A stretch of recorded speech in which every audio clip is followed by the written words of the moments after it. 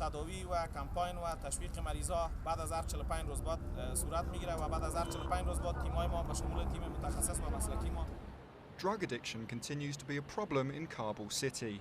The last survey carried out by the United Nations Office on Drugs and Crime between 2005 and 2009 showed opium users within Afghanistan increased by 30%, but the number of heroin users increased by a staggering 140%.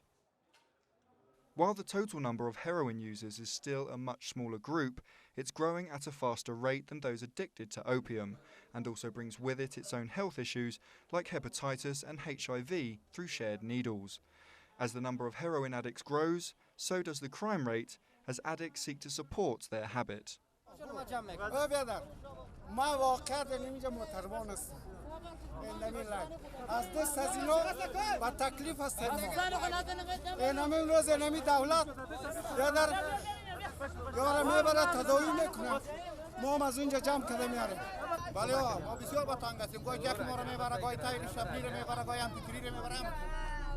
These addicts are being taken to a safe location, a 300-bed hospital where they'll be treated for 45 days in a recovery program supported by the Afghan Ministry of Public Health and the Ministry of Counter-Narcotics.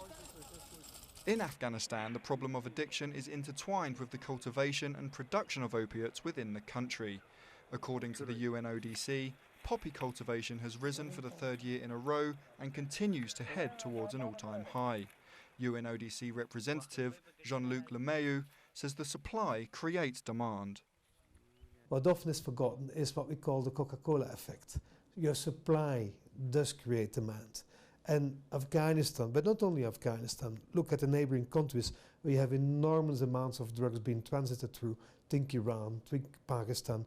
I mean, the levels of addiction are extremely high. So the supply does create its own demand, and Afghanistan is regretfully a victim of that as well.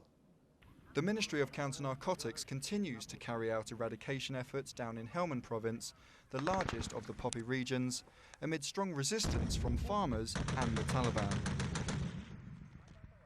Back in Kabul, prepared for the start of a new beginning, these men are taken to the hospital where they're cleaned, clothed and fed. Each person now starts the process of rehabilitation. There's no slow weaning off for these addicts. They must go cold turkey, which means going through painful withdrawal symptoms.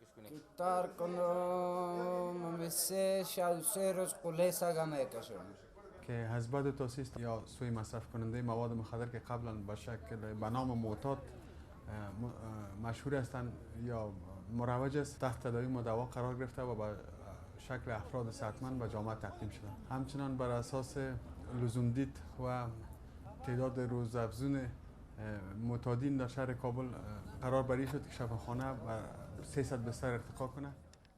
It's a promising start, but still a small one. The number of addicts across Afghanistan is estimated at 1 million by reports from the UNODC.